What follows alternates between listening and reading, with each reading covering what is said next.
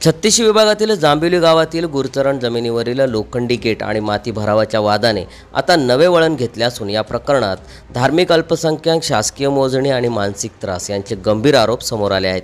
दीपक मोरे आणि त्यांचे वडील सुभाष मोरे यांनी माझ्यावर केलेले आरोप बिनबुडाचे असून गेल्या 4-5 वर्षांपासून मोरे कुटुंबाकडून मला मानसिक त्रास दिला जात आहे।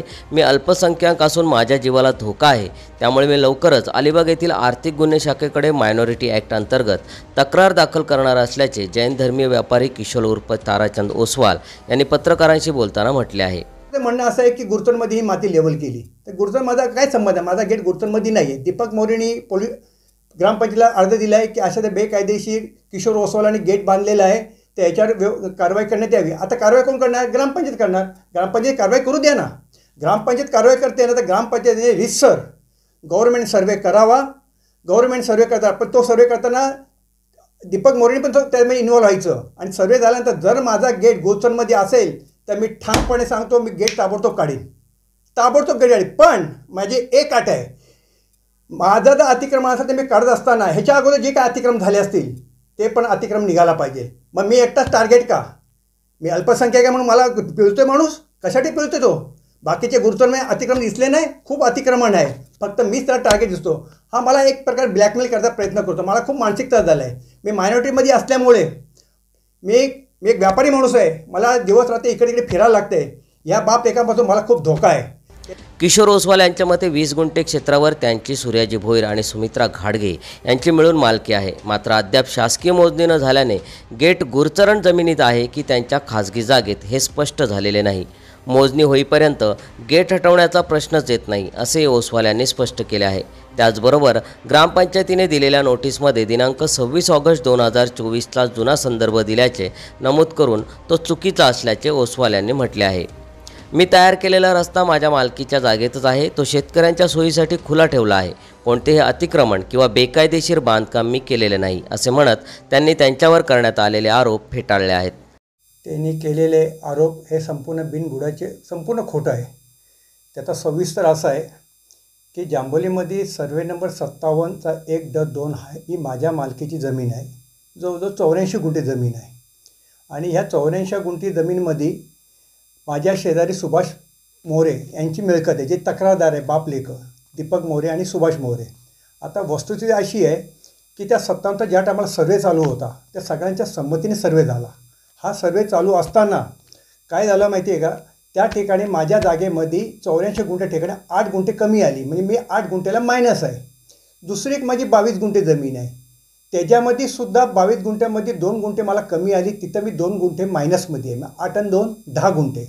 त्याच जागेच्या शेजारी म्हणजे सुभाष मोरे यांच्या जागेच्या शेजारी सूर्याजी धनाजी भोईर यांची 25 गुंठे जमीन आहे, तिथं त्यांना 5 गुंठे मायनसमध्ये आहे।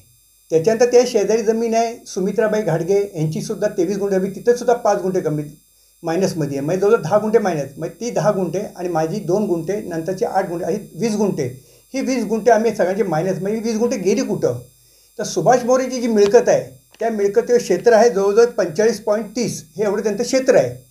त्यांनी 20 गुंठे जागा धनगर समाजाच्या लोकांना विकली आहे घर बांधण्यासाठी। ते घर त्यांनी बांधले त्यामध्ये, मग 20 गुंठे घरासाठी दिली, 20 गुंठे स्वतः ठेवली। आता मग त्यांच्याकडे शिल्लक अजून 20 गुंठे, ही 20 गुंठे कुठली? ही 20 गुंठे आमची आहे। या दोघांनी बाप लेकाने ही आमची 20 गुंठे जमीन दाबून ठेवली आहे। मी प्रत्येक वेळी त्यांना म्हणायचो की हे 8 गुंठे आणि माझी 2 गुंठे 10 गुंठे मला मोकळी करून द्या, नाहीतर मला पैसे द्या।